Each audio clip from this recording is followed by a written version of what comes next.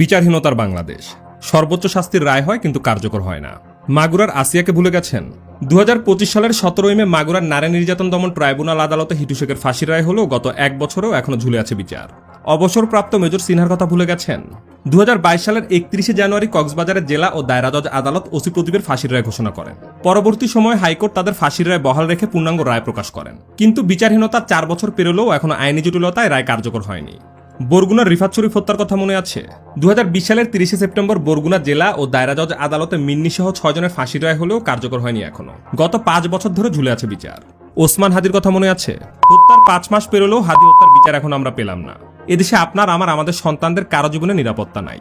আর রামিসা ধর্ষণ ও হত্যাকাণ্ডে জড়িত সোহেল রানা ওরফে জাহিদ শেখ ও তার স্ত্রী স্বপ্না আক্তার গ্রেপ্তারের পর প্রধান আসামি সোহেল রানা আদালতে 164 ধারার জবানবন্দি দিয়ে ঘটনার দায় স্বীকার করেছেন। কিন্তু এরপরও 7 দিনের ভেতরে তদন্ত প্রতিবেদন দাখিল করতে বলেছে আইনমন্ত্রী। এখন আমার প্রশ্ন, অপরাধ স্বীকার করার পর আবার তদন্ত কিসের?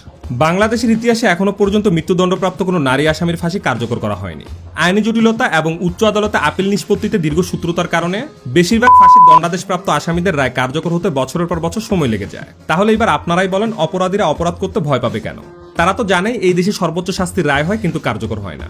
তারা জানে অপরাধীরা দেশে অপরাধ করবে কিন্তু বিচার হবে না। আর সবচাইতে হাস্যকর ব্যাপার হলো কিছু আইনজীবীরাও আবার অপরাধীর পাশে দাঁড়ায়, তাদের আইনি সহায়তা দেয়। এই দেশে যতদিন খুনি আর ধর্ষকের পক্ষে আইনজীবী দাঁড়াবে ততদিন আপনি আর আমি বিচার পাবো না।